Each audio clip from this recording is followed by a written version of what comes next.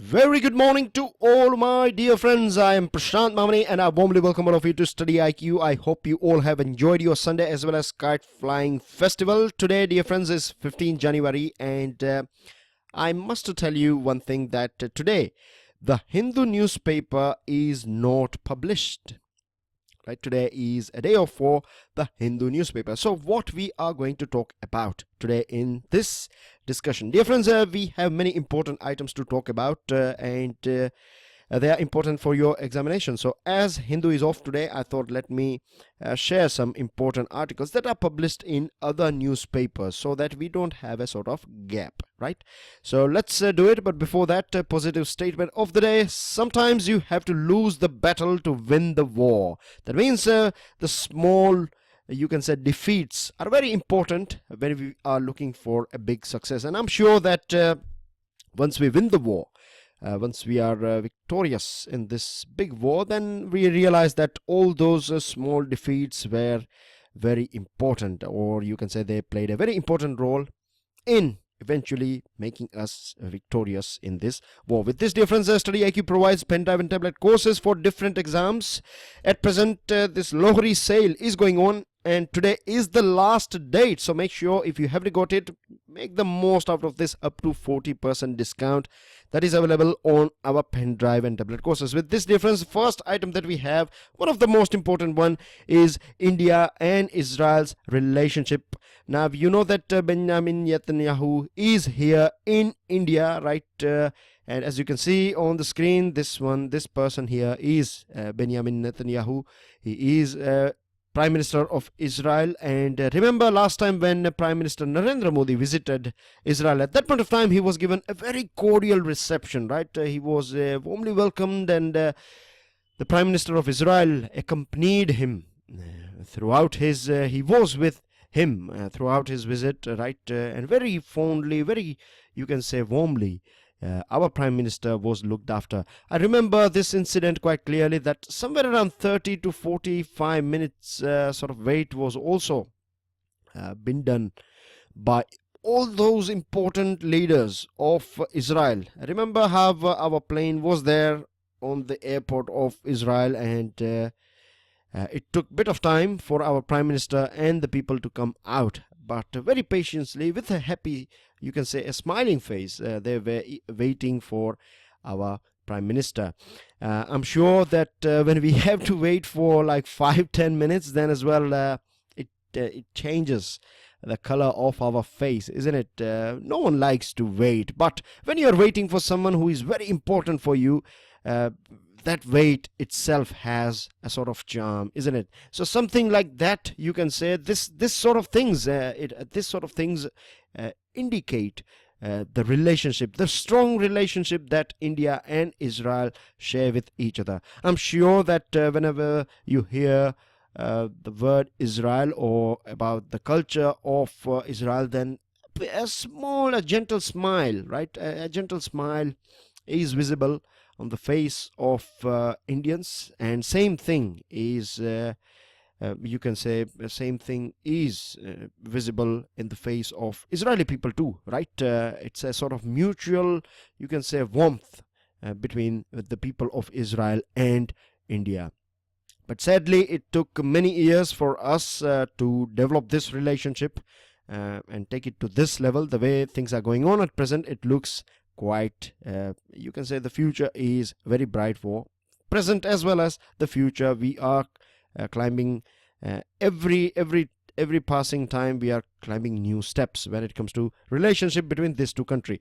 Now the first thing that Prime Minister Modi and, or I must say this PMs did was they paid their homage to this Teen Murti Memorial. Right now this Teen Murti Memorial is renamed. It is officially now called Teen Murti Haifa Chowk, and it is pertaining to this 1918's incident, or you can say World War. During this point of time, at that point of time, basically Indian soldiers played a very important role in ensuring this Haifa city remains free. And what you find here in this Haifa Chowk is Trimurti Haifa Chowk is 3 bronze statues. You have Hyderabad Lancers, Jodhpur Lancers, and Mysore Lancers who played a very important role, and they sacrificed their lives in protecting this Haifa. At that point of time, India was under British rule, and you know that our troops were taken under this British Raj flag. And nevertheless, it was you can say a valor and dedication displayed by our Indian soldiers, and because of us, we were able to keep this Haifa city out of the control of this Austrian and Austro-Hungarian, Ottomans, and German forces. And here you have this Haifa city, as you can see this red dot here. It is a city that is sharing border with Mediterranean Sea, and at that point of time it was very important to ensure this supplies are provided to different parts of West Asia. Haifa played a very important role. So hats off to all those heroes, and remember this thing that Major Dalpat Singh is known as hero of Haifa.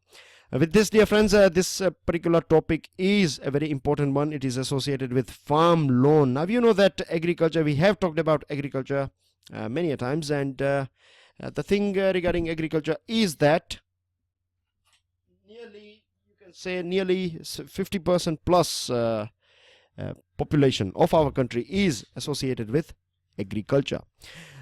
So all the things, if agriculture or if this sector is doing well, then the country would be doing well. If it is doing bad, then it will have a negative impact on the whole economy. Now the thing is that one of the biggest challenge when it comes to farm sector is farm loan, right? Farmers are always, when it comes to loans or when it comes to credit, it is very painful particularly for our Indian farmers, and this is one of the main reason why we see them in this state. We hear about farmers committing suicide, and you know it generally as well that small and marginal farmers, particularly, their economic or financial condition is not that sound.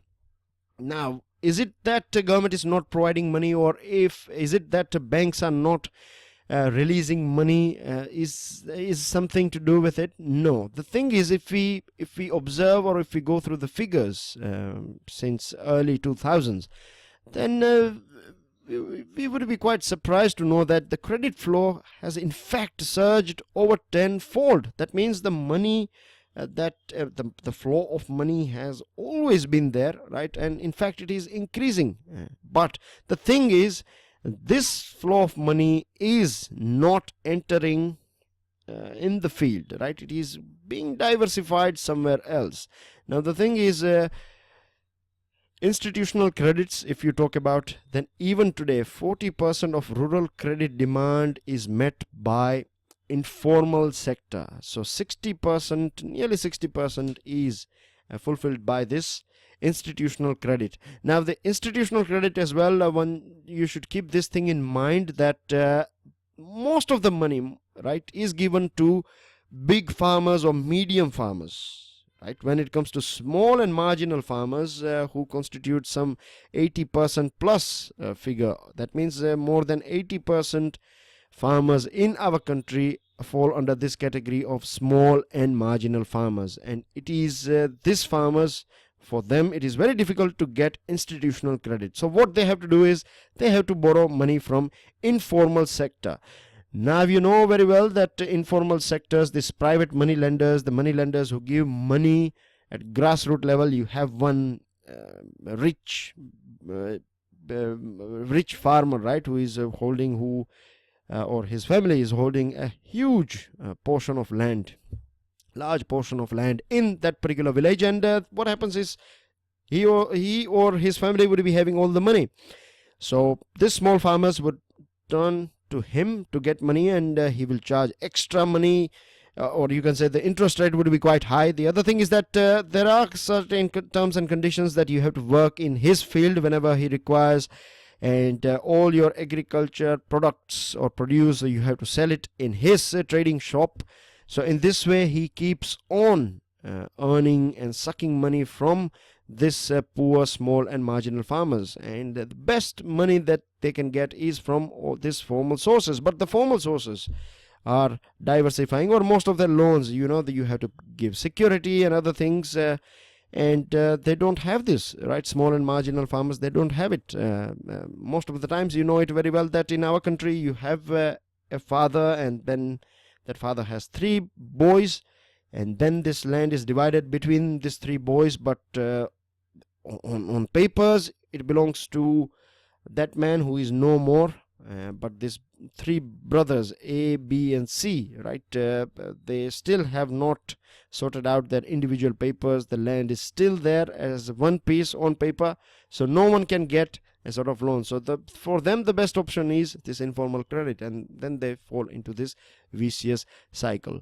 The other thing is that the proportion of loan of less than 2 lakh, which normally go to genuine farmers, has been over 90% in 1990s. It was quite good in 1990s, but at present it is less than 50%. That means 50% of small loans are not reaching farmers. The other thing is that the share of larger loans of up to 10 million, that is 1 crore and more, has surged, and it is going to big farmers, or you can say it is going to people who can afford these loans, who already have this money, right, with them.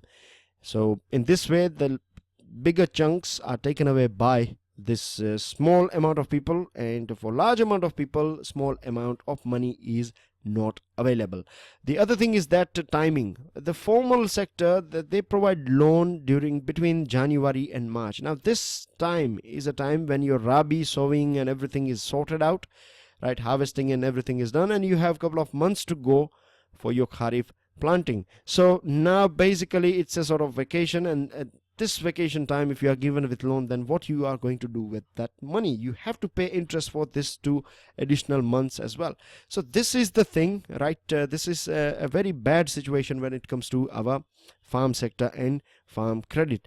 Now frequent farm loan waivers have marred the loan repayment culture. Remember the words of RBI Governor Urjit Patel. He said that frequent farm loan waivers, what is happening at present is, say for example, farmer will take a loan of say 10 lakh rupees, and he or she will never bother to pay this money back, because they know it very well now that during election time this politicians or the government will declare, or the people will declare, political parties will declare that if they come to power, they will give a farm loan waiver.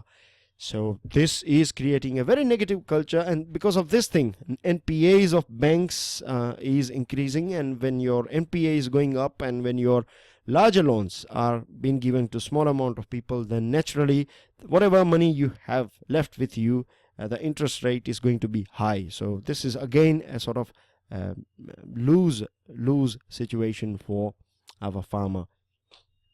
The other thing, highly subsidized agricultural loans are thus largely reaching only to non-farmers. This is the situation that is going on, and political interference, day-to-day working functioning of cooperative sector, right, cooperative credit sector, is influenced by local politicians, and in this way they favor someone and they don't give loan to the needy ones, and this sort of politics is also killing our farmers. So what should be done? The finance ministry should go through the report that are provided by NABARD and other institutions, right? This budget is just around the corner, so this budget should be farmers friendly, right? We should come out with some policy through which, with less security or with no security, you can provide loan, institutional loan or formal loans to our farmers. With this, dear friends, second item that we have today is this VID. VID stands for virtual IDs. Now you know that UIDAI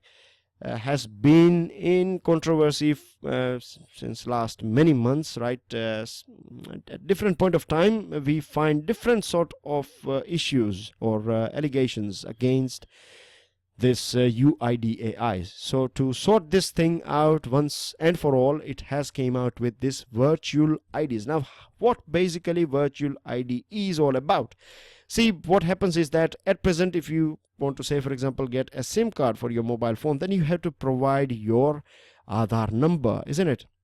Now it is believed, or there is a talk in the town that with the help of your Aadhaar number, many companies they can get your, or they can access your personal information. The other thing is that at present in our country we don't have a data protection law. So this is adding, fuel to this fire. So there are many people who are very worried about this thing, and they are right as well.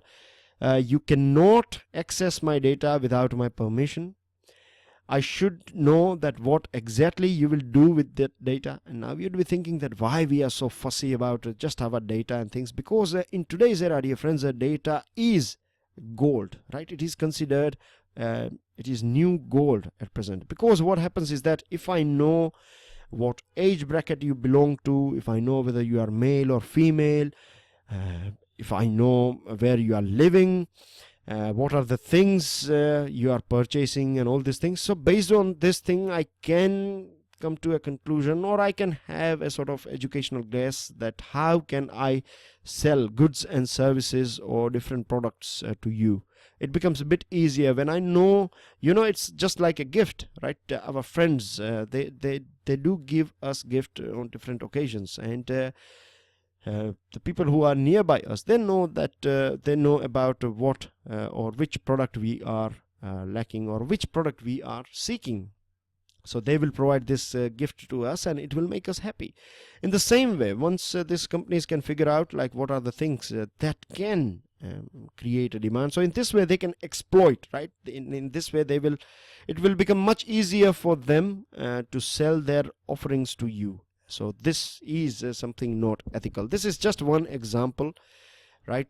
Apart from that, it is compromise of your privacy as well, and it can be misused as well. So there are many other things associated with these things. So now let's once this background thing is clear, now let's move ahead and let's see what this VIDs or virtual IDs is all about. So rather than giving your this Aadhaar number, what will happen is that say for example you would require a sort of virtual number or your verification thing, then you go online and you generate a VID, one-time VID, that is virtual ID. It will be a 16-digit random number. It will be temporary in nature, just like your OTPs. I'm sure many of you have, most of you might have used this OTP, and many times nowadays you can have this extra lock on your social networking logging as well. So if you are trying to log in, it will send you an OTP on your mobile phone. So in this way it will add one more layer of security. So this is a two layer of security that UIDAI is trying to inculcate, right? This 16-digit number will be generated, one-time number, and it would be of no use to any company, right? If they store it, then it is just going to be a waste data, nothing you can get out of it. So this is the thing that is going to replace this need of Aadhaar number.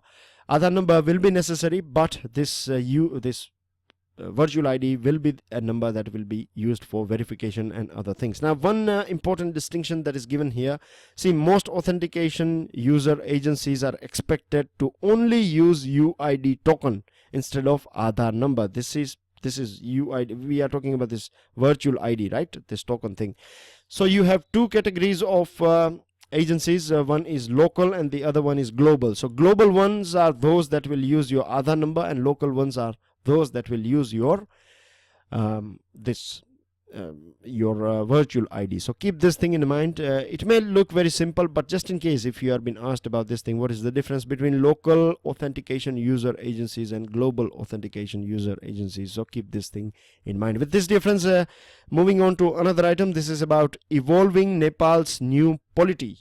Now, why it is in news? The thing is that a month after Left Alliance won Nepal's parliamentary elections, government hasn't been formed yet. You know that left parties in Nepal, they have managed to win this parliamentary elections, but at present still we don't find any proper government in Nepal. Even the caretaking government is still performing its task. So what is the situation? The thing is that the upper house of the National Assembly was to be indirectly elected by the provincial assemblies, but there was a disagreement on the type of election. It says something similar to our state government and Rajya Sabha. right? Or you can call it upper house as well. So something similar, right? Indirect elections, this Rajya Sabha members or upper house members are elected indirectly. It is the MLAs who take part in the election of this Rajya Sabha members. So something similar was to be done, but the way this type of election was conducted, this is something on which we find disagreement in Nepal. And this is a very long time. For a very long period of time, this has been going on. The best thing that can be done is that the caretaker government, with the guidance of this victorious left party, they can together together they can come out with solution, and then they should provide the solution, so that all this issue of selecting or appointing provincial, or you can say state governors, as well as this capital city choosing, can be done. What is happening is that, say for example, I'll give you an example of Maharashtra, say for example. So in Maharashtra, we know that Mumbai is capital. So in the same way, they have their own state, and when a party or when the local government is saying that this should be our capital for this state, then you have people who are opposing this selection of a particular city. So this is creating turmoil and problem in Nepal. The other thing is KP Oli, right? KP Oli is for sure going to be the next prime minister. Everyone is knowing about this thing. But the sad thing is that this long, you can say, instability in the politics of Nepal has created a situation, right? It has created financial crisis. It has cost livelihood to many people, and Nepal has not, you can say, it is in a very poor state. Some pockets of Nepal is so poor you cannot imagine. They have to sell their kids as well. So this is the situation over there, and all these things can be addressed only, right? One of the most important thing is that you should have a stable polity, right? Instability, if you have instability, then FDI and other investment and other things will not come to your country, because no one knows about the future. Today they give you permission, tomorrow the new government will come in and they will cancel your license. So what you are going to do with your money then, right? You would be in red. So in this way, political stability is a very basic as well as important, necessary for Nepal, and once this will be achieved, then things would be all right. With this, dear friends, last item that we have is pertaining to relationship between India and Britain. Now, a couple of days ago as well, this was in news, and finally both these countries have agreed or they have signed an agreement on illegal Indian migrants return and sharing criminal records and intelligence. Now this illegal Indian migrants, this is a big problem for India. The thing is that many people from our country, they go there in the UK and they stay there. They go there for education or maybe for tourism purpose, and they never come back. And this is one of the reasons why it is going to UK is a very difficult thing, because you have to go through so many, you have to provide a sort of guarantee that you will return. But there are many people who are there for a very long period of time, and there are different, being a tourist and then not returning back is a very challenging thing. And in today's era where you have this problem of terrorism and other things, so any country would be very you can say skeptical and worried about illegal migrants. So finally both these countries have signed. For a very long period of time, Britain was seeking our support in this on this agreement, and now we have a sort of common ground, Vijay Mallya, and there are many other, you can say, willful defaulters or absconders who are living in UK. So it was something that this particular thing or this agreement was of very importance for both this India and UK. With this, dear friends, we have decided to share criminal records and information and other things with each other. So in this way, we would increase the trust, as well as data sharing will increase intelligence sharing, and in this way we can hold all those criminals who ever have conducted any sort of crime, whether in UK or in India. With this, these are your questions. Benjamin Netanyahu is first Prime Minister of Israel to visit India. Whether this is true or false, justify this thing. The second one is, what is the most unique feature of Dead Sea? And the third one, in India, affairs related with enemy property is dealt by which ministry? With this, dear friends, I end this discussion, and you will be able to download this file from my Facebook page as well as our Telegram channel. You can motivate us, share. You can share your you can say gratitude, or you can if you have any sort of positive words of feedback, then you can share it on our comment section, and we would love to hear from you. And don't forget to pass your answers. I end this discussion here, and I will see you all soon. Till then, enjoy your studies. Jai Hind.